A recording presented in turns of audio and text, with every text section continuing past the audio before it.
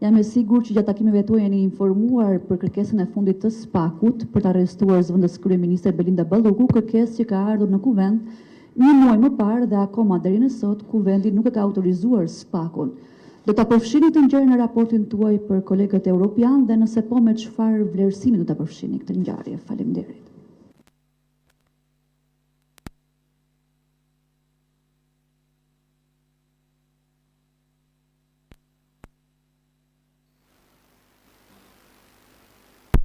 Që kur vjen në Shqipëri, lexon shtypin, por dëgjon edhe aktorët e ndryshëm.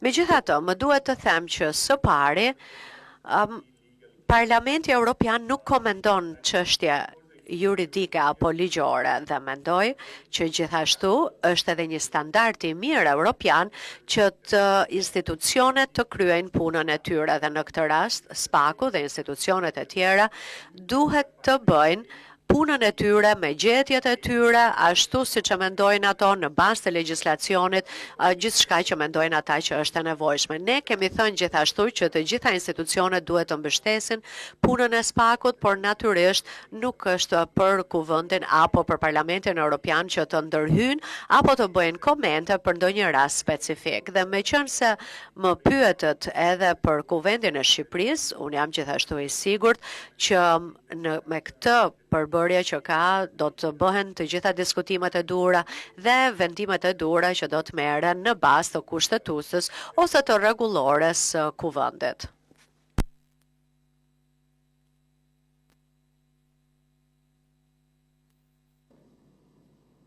Ergjës Jençe, News 24. Ju thatë se Parlamenti Evropian nuk komenton çështjet në hetim, por unë kam një pyetje ndryshe paksa. Parlamenti Evropian ka hequr në imunitetet e disa eurodeputetëve të përfshirë pas kërkesës së Bukurisë Evropiane të përfshirë në hetim për skandal korrupsioni në çështjen e Qatargate. Si ka funksionuar, cili kanë qenë hapat që Parlamenti Evropian ka respektuar për heqjen e imuniteteve të këtyre eurodeputetëve? Faleminderit.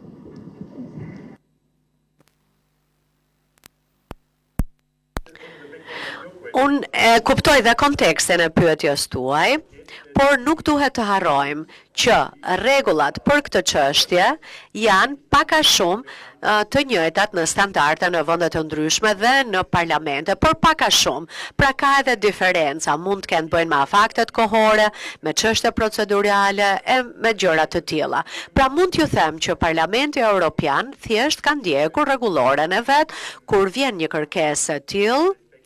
Ka një afat kohor dhe komisioni për katës parlamentari diskuton këto çështje dhe natyrisht ajo çohet në seancë plenare sipas afateve kohore që parashikohen. Pra, kjo është e njëjta gjë dhe për Parlamentin Austriak, në të cilin unë kam shërbyer për një kohë shumë të gjatë edhe si kreu i grupit parlamentar të partisë time dhe jemi marrë me çështje të tilla. Sigurisht që në disa raste mund të merren vendimet shpejt, në disa raste të tjera duhet të shihet dosja më me vëmendje, kështu që unë këtu mësova që ka një afat kohor i cili nuk ka përfunduar. Kështu që mendoj që nuk është momenti për të bërë komente, pasi jam tërësisht i sigurt dhe mendoj që për këtë na kanë siguruar dhe të gjithë aktorët në kuvendin e Shqipërisë që janë shumë të ndërgjegjshëm për përgjegjësitë e tyre dhe që do të marrin vendimet që do duhet marrin.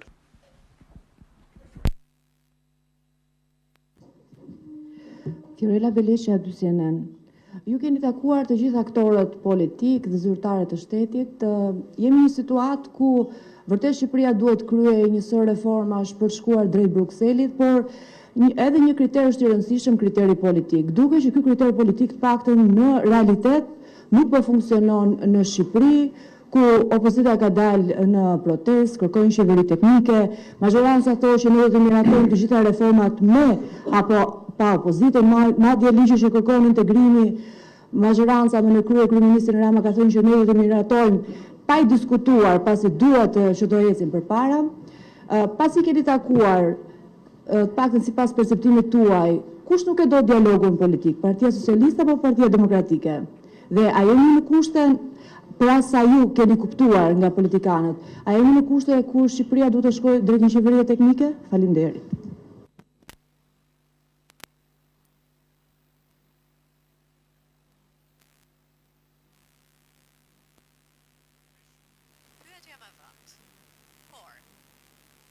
Sigurisht që unë mund të kem një mendim për shumë gjëra,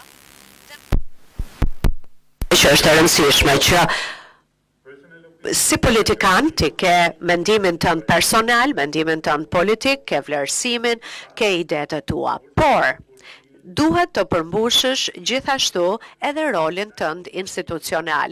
Unë nuk po qëndroj këtu thjesht si Andreas Schieder, eurodeputet, me idetë e mia si eurodeputet për zhvillimet politike në Shqipëri, apo për sjelljen e deputetëve të caktuar.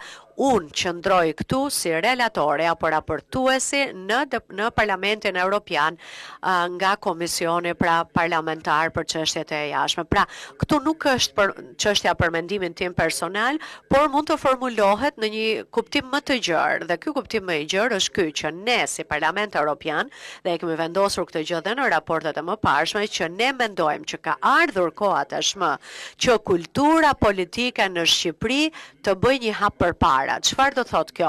Të mos dramatizohet gjithçka, të mos fillohet me koktejle Molotovi e të tjerë, por të luftohet fort me argumentime, me argumente të forta në skenën politike aty ku duhet. Pra kjo vlen edhe për opozitën, edhe për qeverinë dhe besoj që, siç e dim, mbi 90% e qytetarëve shqiptar duan integrimin evropian dhe mendoj që kjo është gjëja më e mirë që mund t'i tregojë Shqipëria Europës, që është një vend i bashkuar dhe ka një qasje të bashkuar.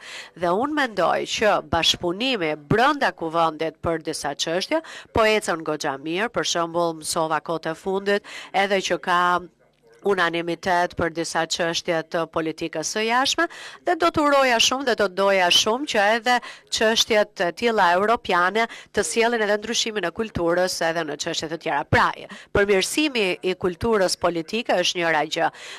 Çështja tjetër është kjo, që Shqipëria ka bërë dhe ka patur një ecuri madhore në negociata dhe në konferencën ndërqeveritare, por edhe nëse vlerësimi i komisionit do të ecë mirë në pranverë, Shqipëria do të fillojë të mbyll kapitoj dhe siç e ka thënë edhe komisionere për zgjerimin, Shqipëria do të vazhdojë të jetë pararoj për zgjerimin. Por duhet të themi që këtu nuk bëhet fjalë vetëm për hapjen e kapitujve apo vetëm për po është puna edhe tek mbyllja dhe për mbyllja nuk është çështja vetëm tek miratimi i legjislacionit, sepse ideja e ligjit nuk është që ne tani e kënaqim Bashkimin Evropian duke miratuar këtë apo ato ligj. Jo, ideja e legjislacionit dhe miratimit të tij është që ne duhet ta miratojmë sepse duhet të afrohemi standardeve europiane në zbatim dhe duhet të kemi një harmonizim më të mirë ndërmjet standardeve në Shqipëri dhe atyre në BE. Kjo do të thotë që edhe pas miratimit të legjislacionit ka shumë punë për të bërë. Dhe kjo më duket goxha mirë, shumë mirë. Pse? Sepse Shqipëria ka vendosur që të jetë e vetëdijshme dhe të përkushtohet reformave, sidomos për luftën kundër krimit organizuar, që përpara 10 vitesh Shqipëria ka ndërmarrë hapin e pa precedent pra që të bënte rivlerësimin e gjyqtarëve dhe të prokurorëve. Dhe kjo ka sjell edhe ndryshimin e perceptimit të publikut dhe ndryshimin e opinionit publik. Dhe gjë e fundit që dëshiroj të them është që nuk duhet nënçmuar asnjëherë mendimi apo perceptimi i publikut. Pra, do të tregon që ti duhet vazhdosh me reformat, nuk duhet as të ngecësh në vend, as të bësh hapa pas, sepse ideja nuk është vetëm për të bindur Komisionin Evropian, apo Parlamentin Evropian, apo kryeministrat të tjerë, por të bindësh publikun. Dhe unë dua që zgjerimi të bëhet realitet dhe dua ta shoh këtë realitet, të bëhet konkret dhe do të bëhet pamundur që të bind opinionin publik kudo, por që këtu arena politike, qeveria, opozita, shoqëria civile, gazetarët, pra dhe ju, media, të gjithë duhet të bëni të pamundurën që të ketë një komunikim të duhur për mënyrën dhe ku është Shqipëria tani dhe ku do të arrijë në të ardhmen. Faleminderit.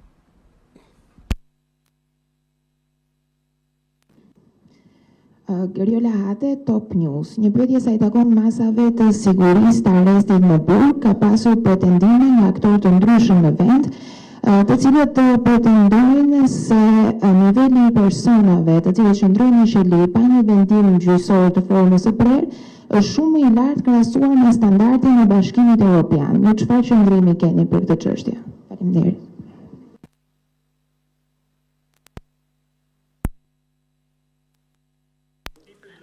Unë po e shihja këtë çështje me vëmendje dhe e shoh që ka qëndrime të ndryshme në shtete të ndryshme anëtare, sepse kjo nuk është një çështje apo një standard I BE-s vetëm, por modele të ndryshme në shtete të ndryshme anëtare.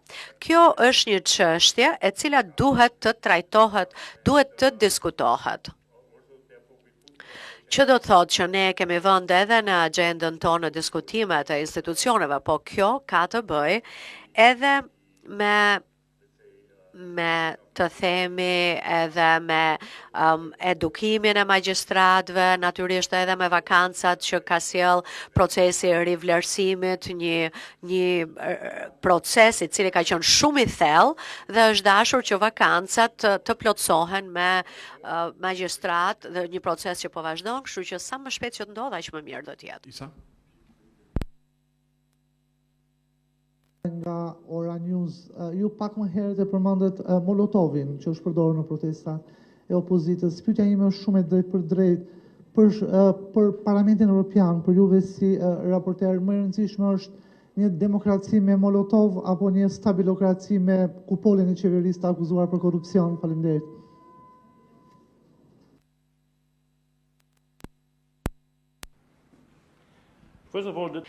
Së pari, personi që I dha emrin këtij koktejli, siç I themi ne, Molotovi, kontributi I tij në historinë nuk ka qenë vetëm pozitiv.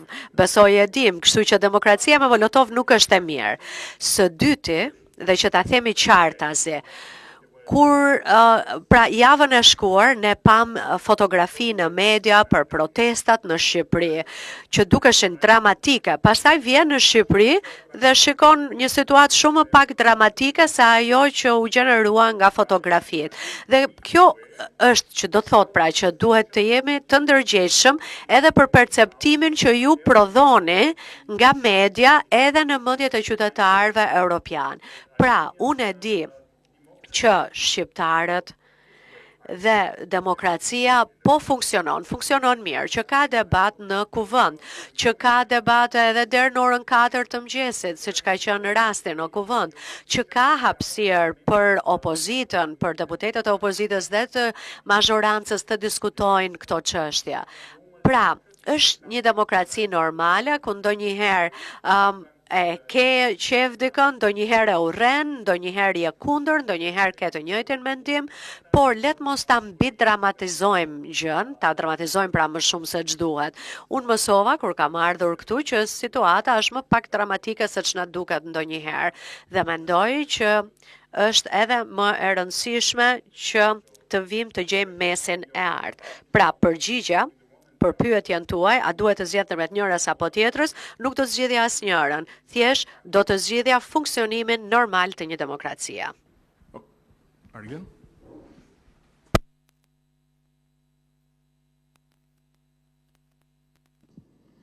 Mariglen Kume nga Macenat.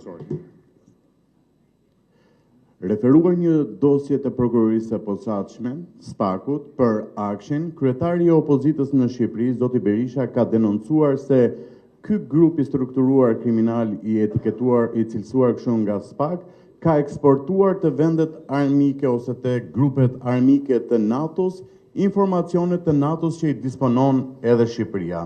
Në këtë këndvështrim është parë si shqetësim nga Bashkimi Evropian, nga ju kjo çështje, ky denoncim? No, and don't. First,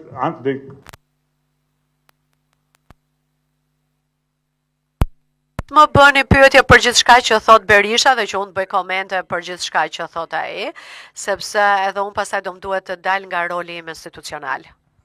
Tjera pyetje?